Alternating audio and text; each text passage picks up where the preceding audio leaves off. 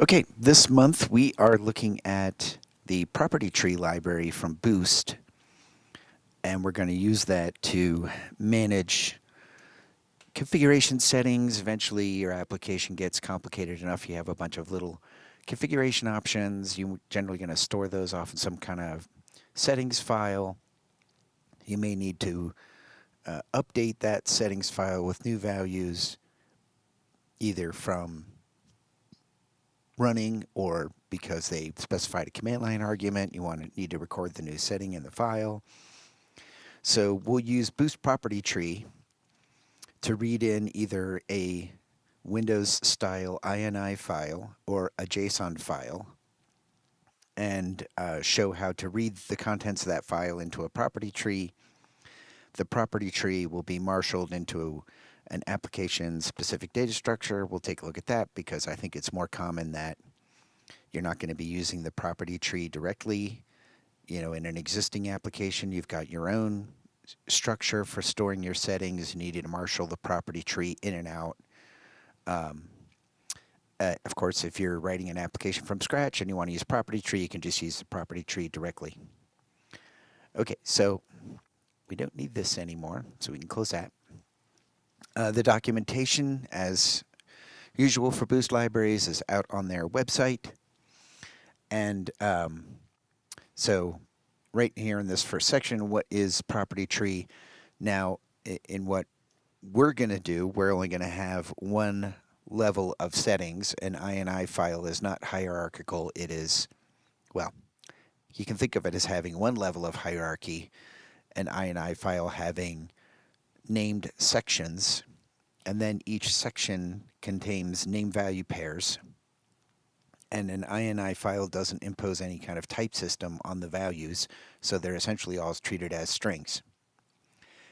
An arbitrary property tree can have any arbitrarily nested deep layer of properties, any arbitrary deep layer of nesting of hierarchy, which can be directly reflected in a JSON file, but not directly reflected in an INI file.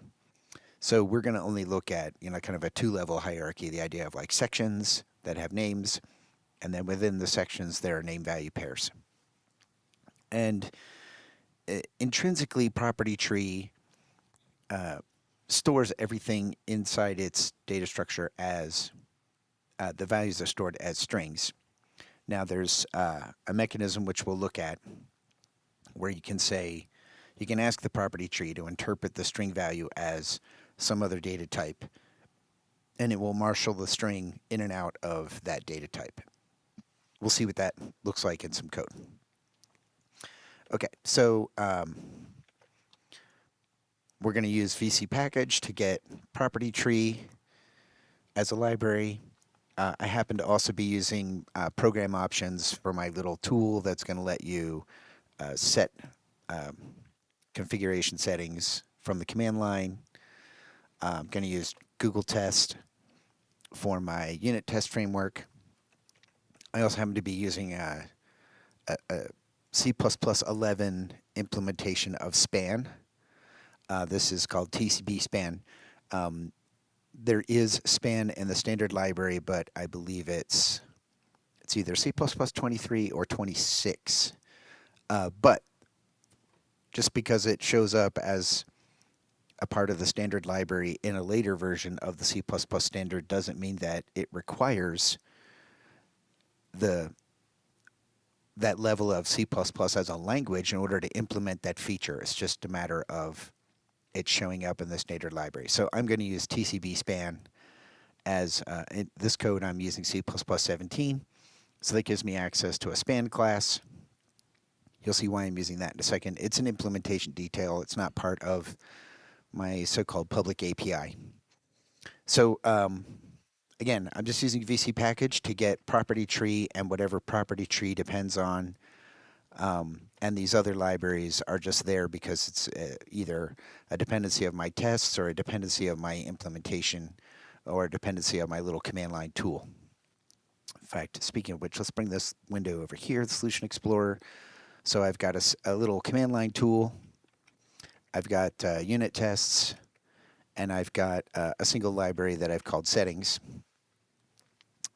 So how am I getting access to property tree? I'm using CMake.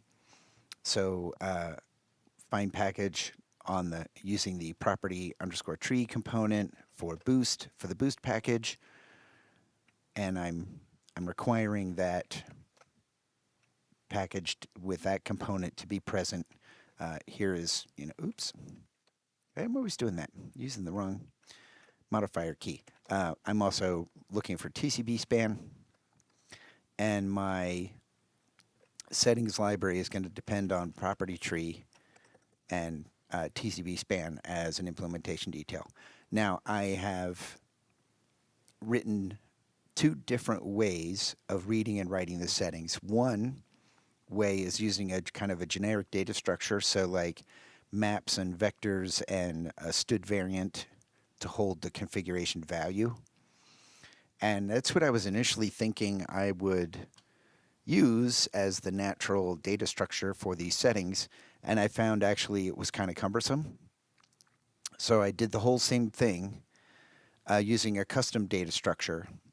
So this is this generic.h is the interface in my library for loading and saving settings from this generic data structure, and then this custom.h is the interface in my library for loading and saving settings into a custom data structure.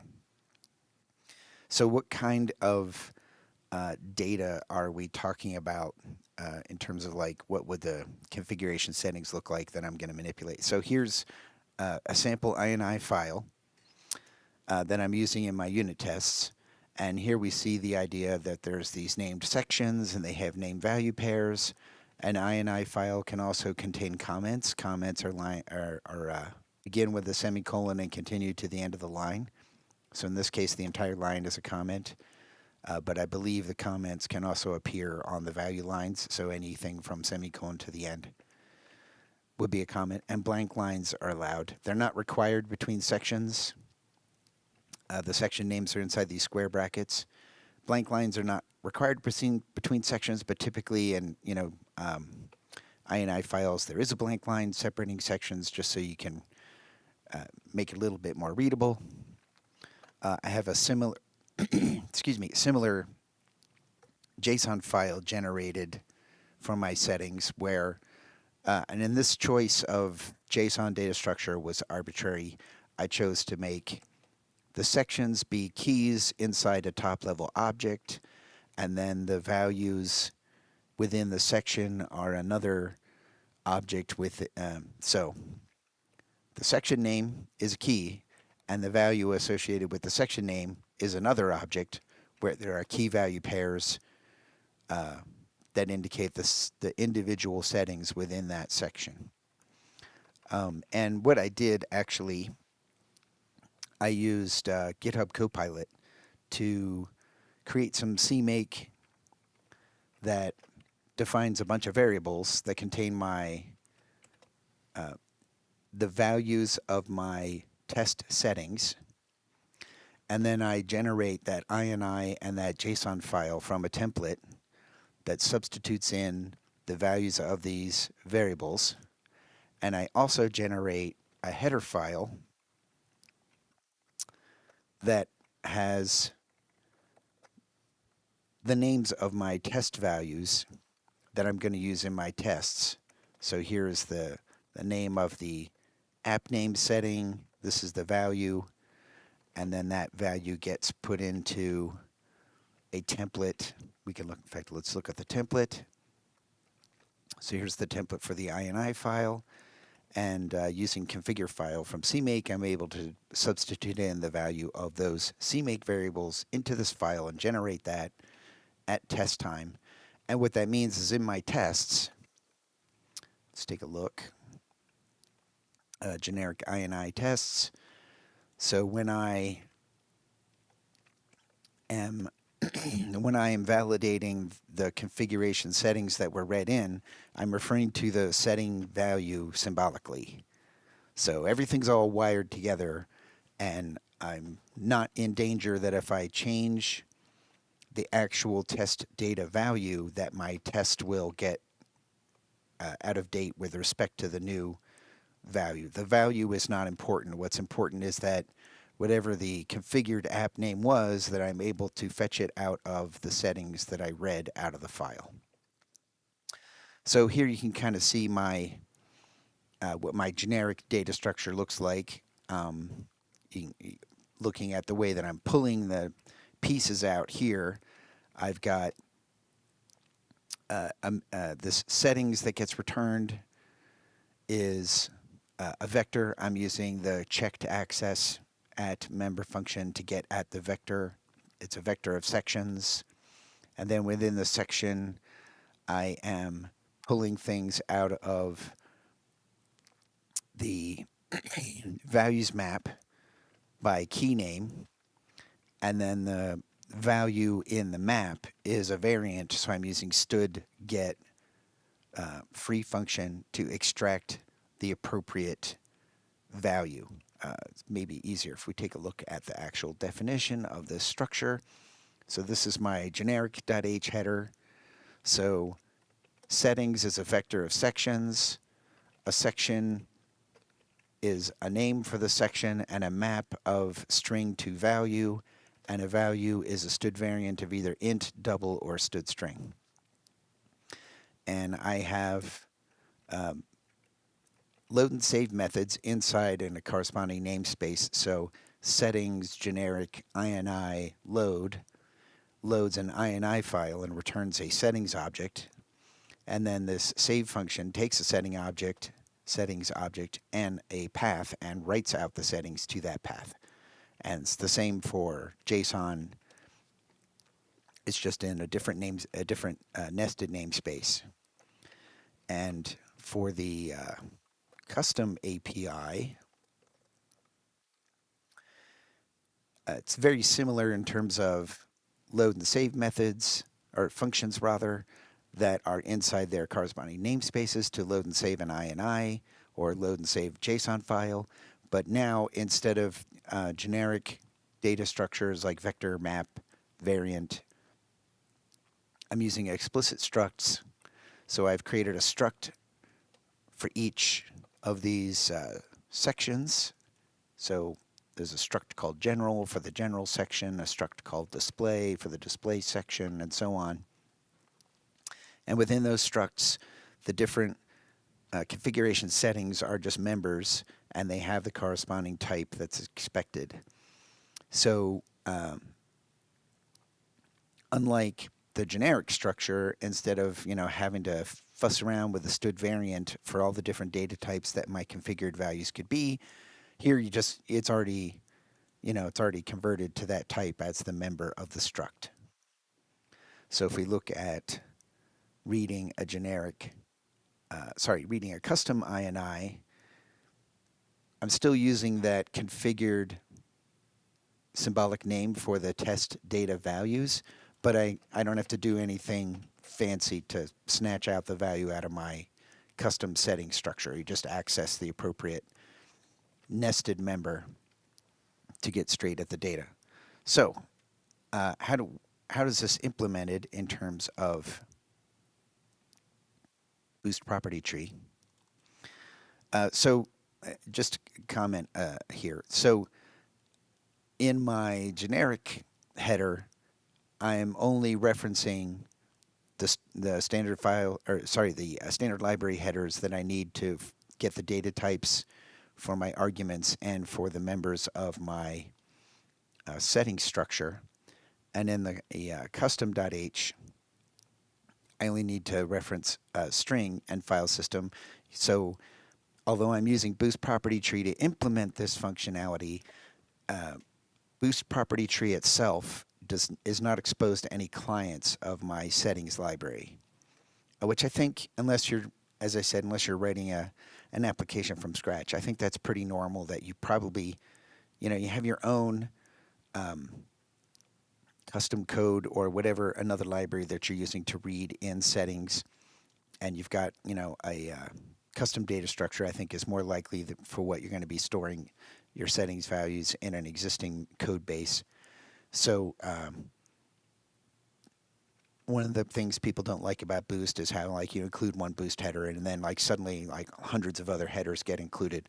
So creating a little compiler firewall between the clients of this little settings library and the implementation detail of Boost Property Tree is one way to avoid that problem, right? So the only stuff that's including Boost Property Tree headers directly is my implementation of this little settings library. So let's take a look at the generic one first. So in Property Tree, basically the data structure itself is in this ptree.hpp header. And, that's including whatever else it needs to define the property tree data structure. And there's different parser objects or functions that can load and save a property tree. I'm using the INI parser and the JSON parser. There are other parsers for XML, for instance, that allow you to read and write XML as a property tree. But we're just going to do INI and JSON. And the reason that I did that is because kind of built into my kind of assumption here is maybe you have a legacy settings through INI files and you want to migrate to JSON files, but you don't want to force everybody to switch to using a JSON file at once. If it ain't broke, don't fix it. So if I have an I file that's been working fine for me for years and years and years, and I don't want to have to use JSON, even because my existing INI configuration file works just fine. I don't need any of the features that JSON might give me. The INI just works just fine. So this code can marshal either or an INI file or a JSON file in and out of these setting structures that I've created. Now, in this generic example, it gets a little complicated because I'm trying to provide, if we look at my client interface once again, I'm saying a value can be one of int, double, or standard string. So when I am reading the property tree, or traversing the property tree, that is, I have to know what is the metadata associated with the values that I've read in, because in my INI file, everything's just a string.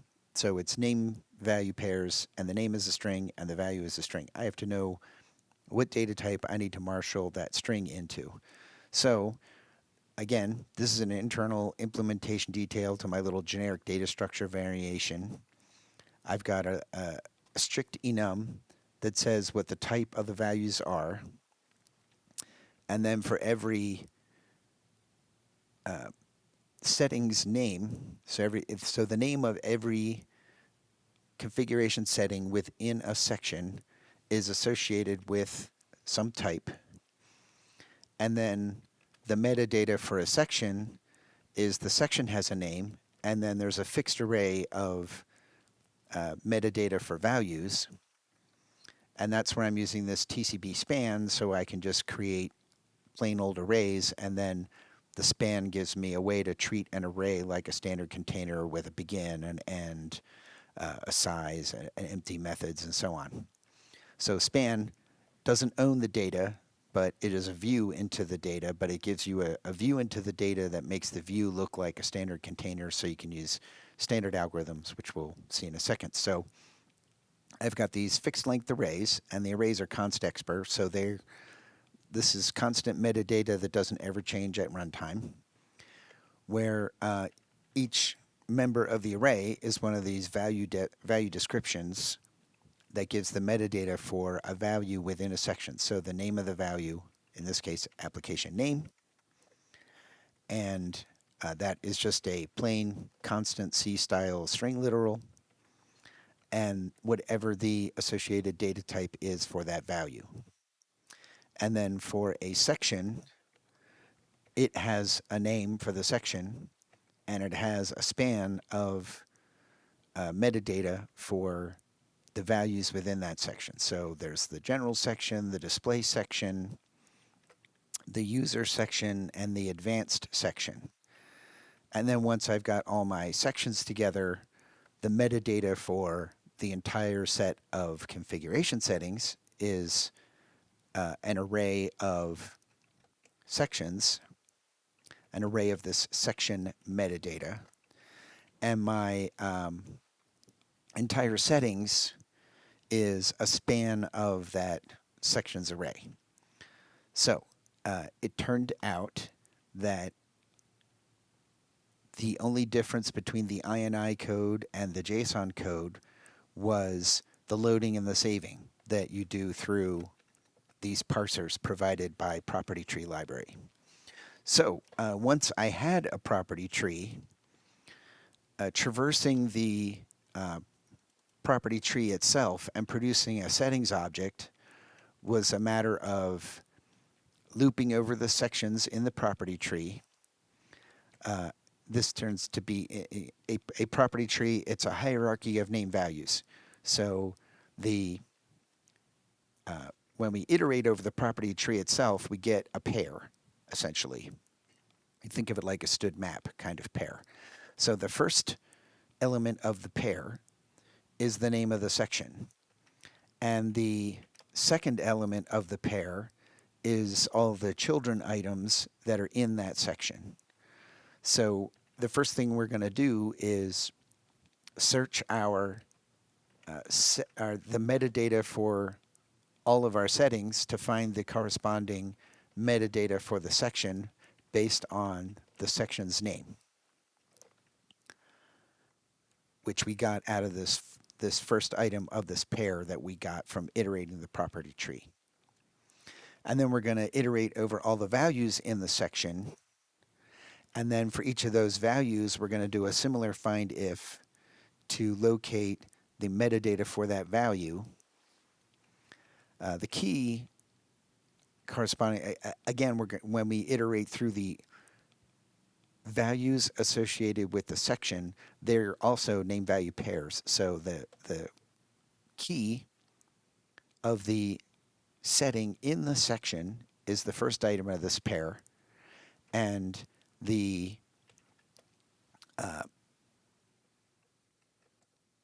value associated with the key is the second item in the pair. So we get the key, we look up the metadata for the value associated with that key, and now we have a way to find out what the data type for each of those values should be.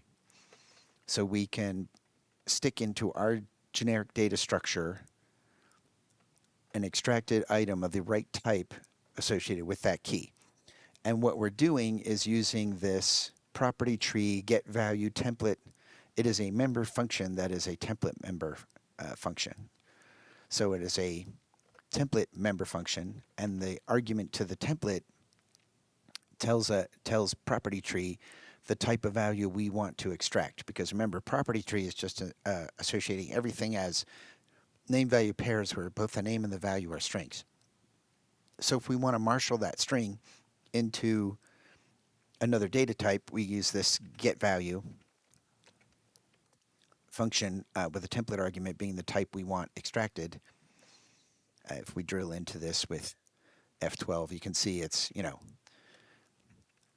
it actually has three template arguments: the type of the key, the type of the, this, it's like template, right? So what's going on here? Well, this is the template argument list associated with the member function, and this is the template argument list associated with the property tree class. So if we go up here to where property tree itself is declared,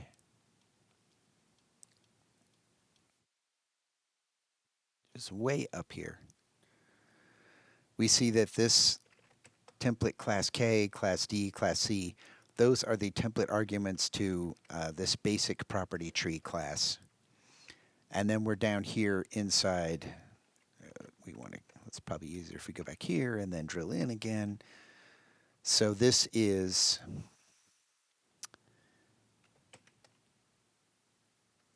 a member function of basic P tree of K, D, and C. The member function is called getValue, and the template argument type to the member function is this second list of template arguments. And so we're declaring, by passing in the template argument to the member function, we're saying what type we want to have returned to us. It's a little bit difficult to verbalize, but I think you get the idea looking at the code. The point is, if you want to extract out the member, or you want to extract out the value as an int, you call getValue with int as the template argument. And down here, if our metadata says it's a floating point value, we're going to extract that as a double. And if it's I have an extra semicolon there. If we extract that out, if we say that if the metadata says that the value is text, we're going to extract it as standard string. And that is because if you go back here to our generic API, we're saying a value is a std variant of int, double, or std string. And that's what our little enum here is describing. It's describing the type that we're going to extract to store into the variant. So this ptree to settings, once we've got this property tree, we don't care anymore that the property tree came from an INI file or a JSON file. Similarly, when we are taking a settings object and we're going to construct a property tree for writing out, we're just doing the inverse. We're going to now traverse over the sections within the settings object, because remember that a settings type was just a type alias for std vector of section. So we're going to walk over all the elements in that vector to get the sections. Again, we're going to look up the metadata for the section. We're going to build a property tree for the section, because as I mentioned before, a property tree is an arbitrarily deep hierarchy of name value pairs. So we're going to create a property tree for the section, and then we're going to put that property tree into the property tree that represents all of the settings. So here's the property tree for the section. We're going to walk over the values in our settings object for that section. We get the key out, we get the value out, because remember section, the values within a section is a std map. So we're going to iterate over all the items in the map. The key is the first part of the pair, the value is the second part of the pair. We're going to look up the metadata for the value, and based on that metadata type, we will put into the property tree for the section the appropriate value that we got from the std variant. And property tree will say, oh, you called put with the key, and the value you gave me was an int. But I know how to turn an int into a string, so that's what gets stored internally into the property tree. I have to extract it as an int, because otherwise I can't. I need to, with a std variant, it's undefined behavior if you stick in a double and then try to get it back out as an integer. I think, I haven't researched this std variant. I'm not sure if it throws an exception or if it just results in undefined behavior if you try to extract out a value of the wrong type. But we're going to do things properly. We're going to use our metadata to extract either an int or a double or a string from the variant, store it into the property tree for the section, and once we've built up the property tree for the section, we can add that property tree to the final result, which we will return. And then loading and saving INI looks like declare property tree, ask the INI parser to read an INI file from a given file name into a property tree, and then we just marshal that property tree into our generic settings object. And the save is just a one-liner where we say, because we wrote this helper function called settings to ptree, So we take our generic settings structure, convert that to a property tree, and write it to an INI file identified by the given path argument. I'm using std file system path here as the API to my interface.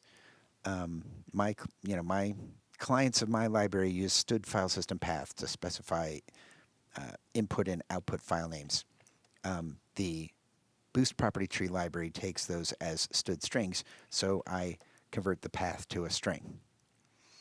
And similar for loading and saving JSON, the only difference is I'm using the JSON parser to do the reading and the JSON parser to do the writing.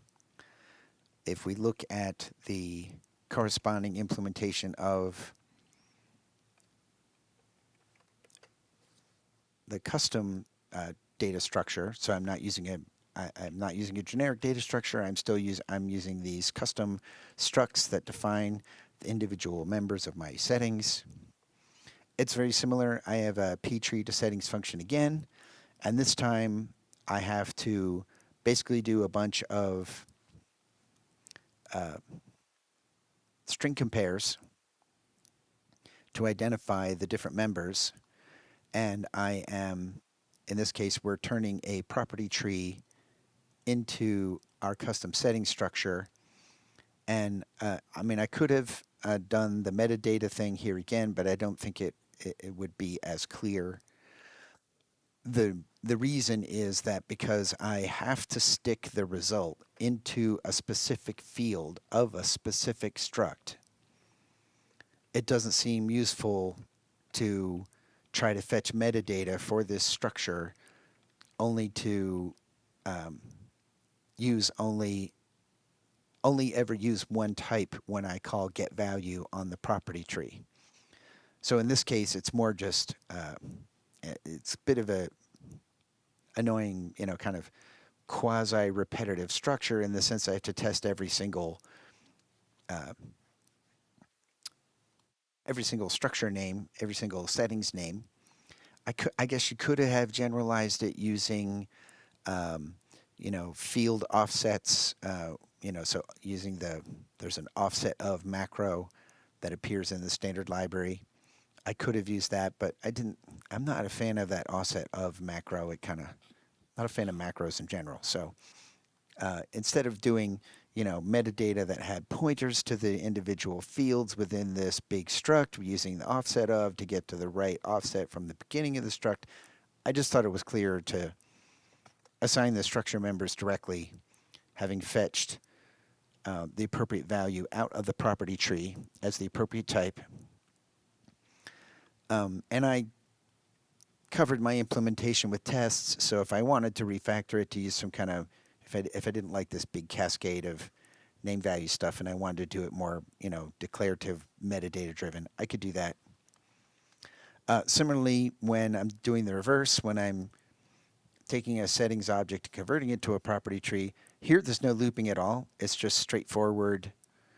I'm putting stuff into the property tree based on this value of these fields. And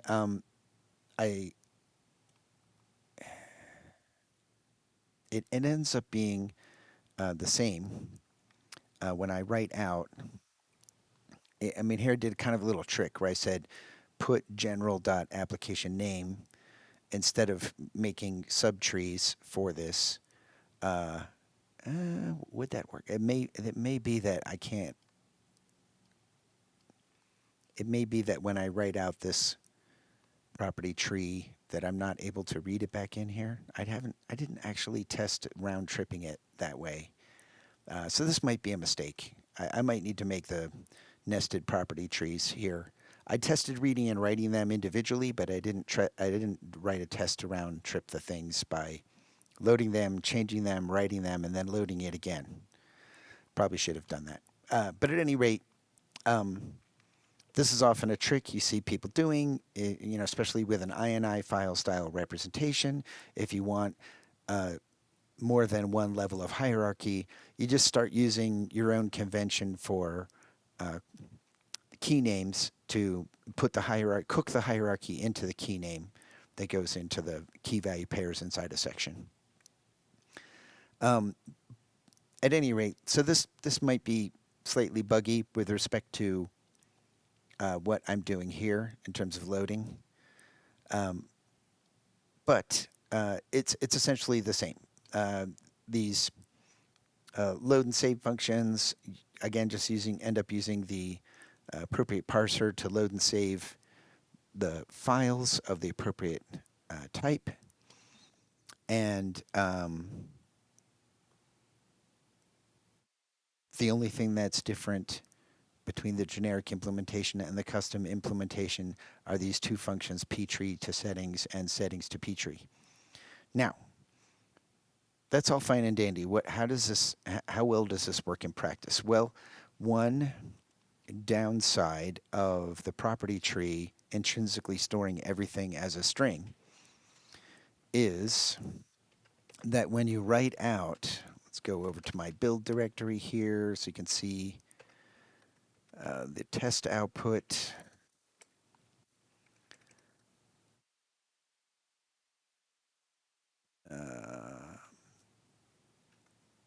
Yes.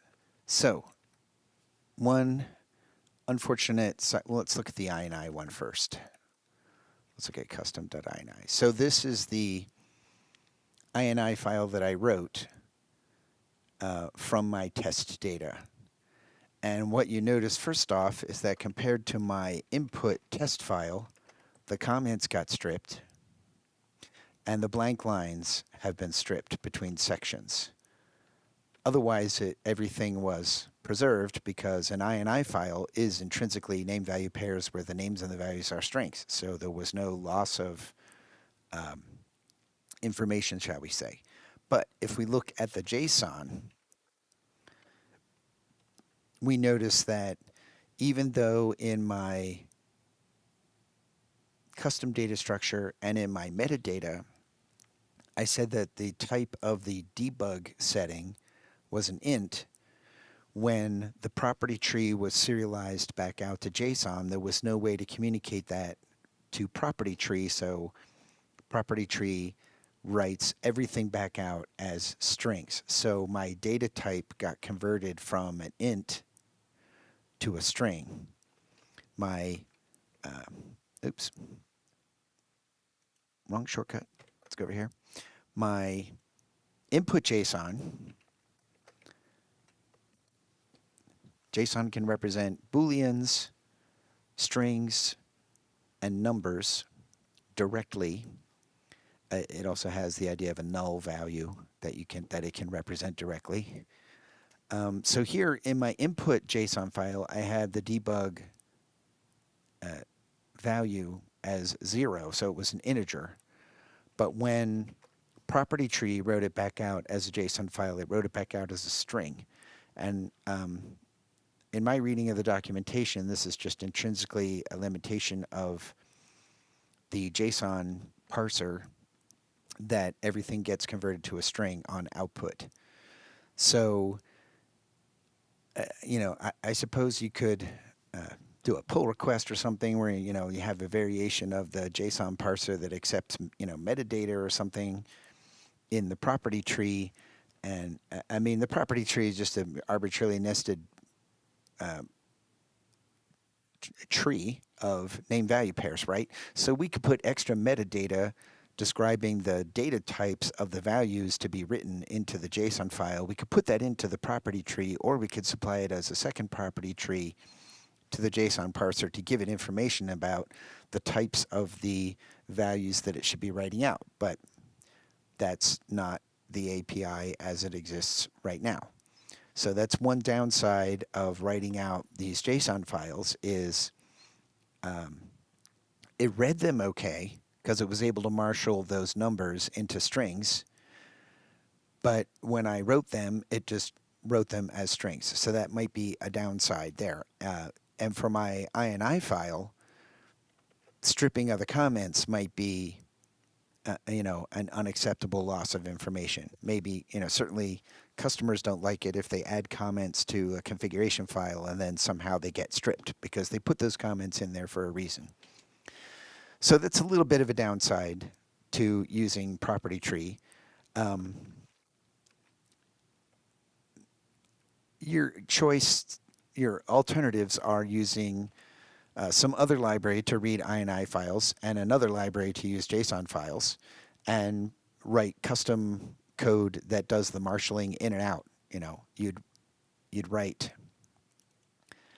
you know, instead of settings to ptree, it would be, settings to JSON, and you have to write a settings to INI, and because you're not sharing code between the INI and the JSON implementation, you'd have to write even more tests to validate that everything was going in and out properly. But just wanted to mention that there is some loss in round tripping these setting files into the property tree and back out.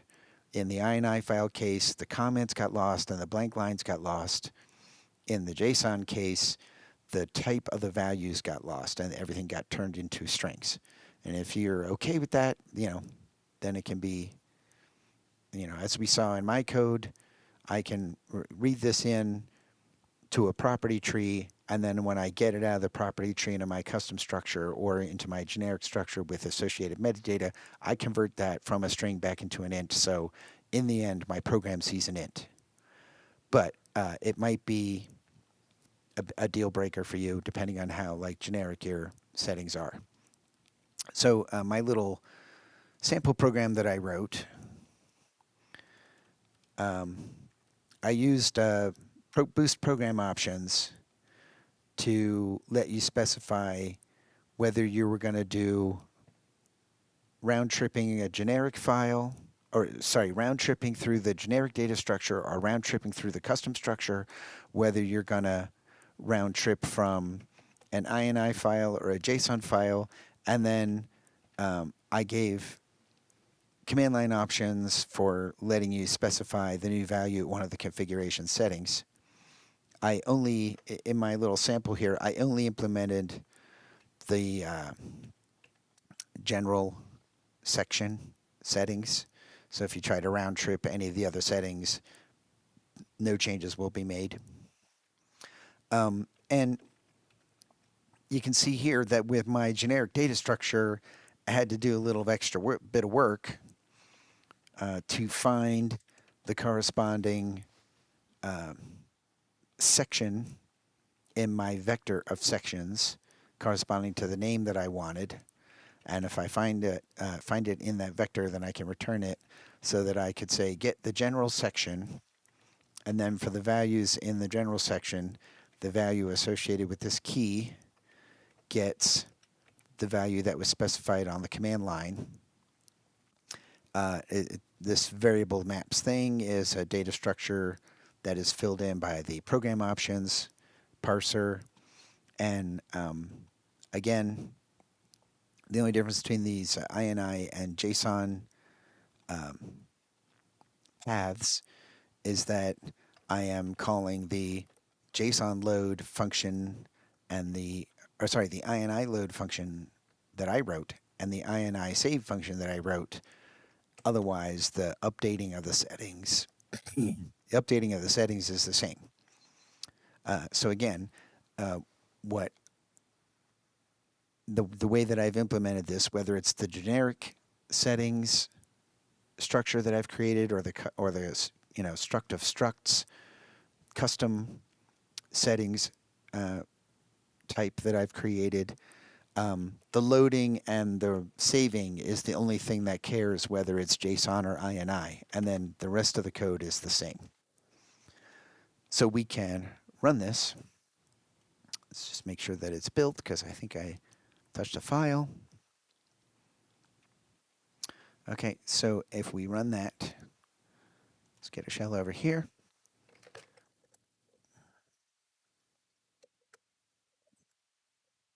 Okay, so here's my little settings file. You can see it's already gone round trip once. So I can run my little tool here and give it program options, lets you specify a way to write out all the command line arguments that it understands. So I'm going to say property tree, and I'm going to say, let's do the custom, and we're going to do INI file to test settings, and I'm going to specify application name as Goink, just to change it. And we can see that the application name setting was updated. The rest of the settings were marshaled in and out without being changed.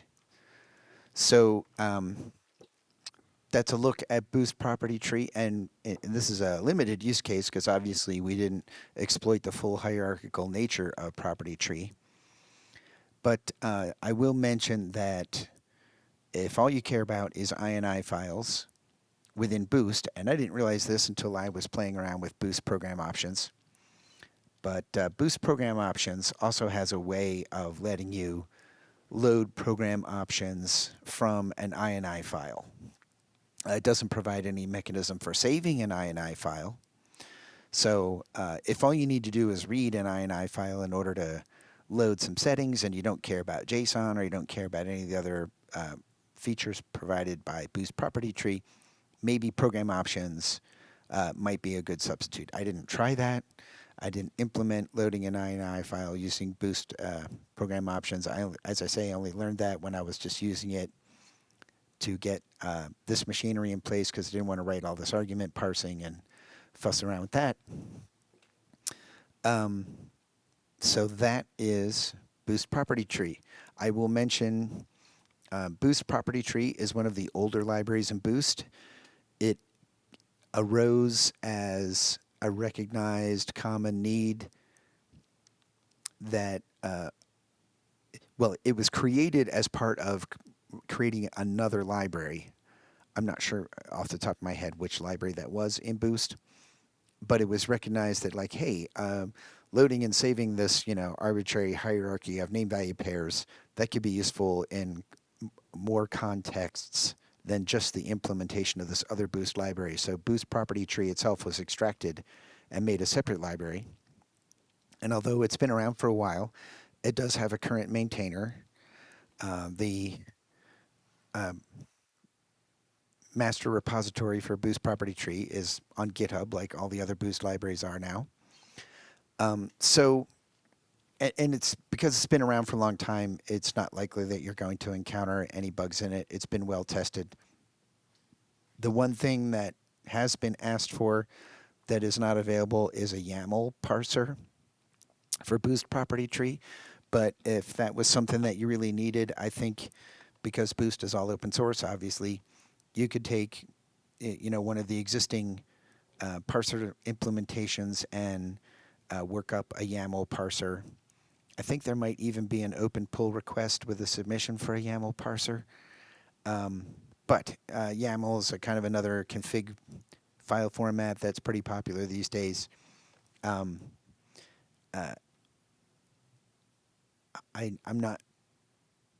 not as familiar with YAML as I am with JSON, so I can't say that if how well all the features of YAML would map to property tree, but I think the basics are there. But as I say, that's not something that's provided in Boost Property Tree currently. So if YAML is important to you, that's something to know. As I said, they have JSON, INI, and XML. Let's just double check that I'm not missing one. So if you look over here,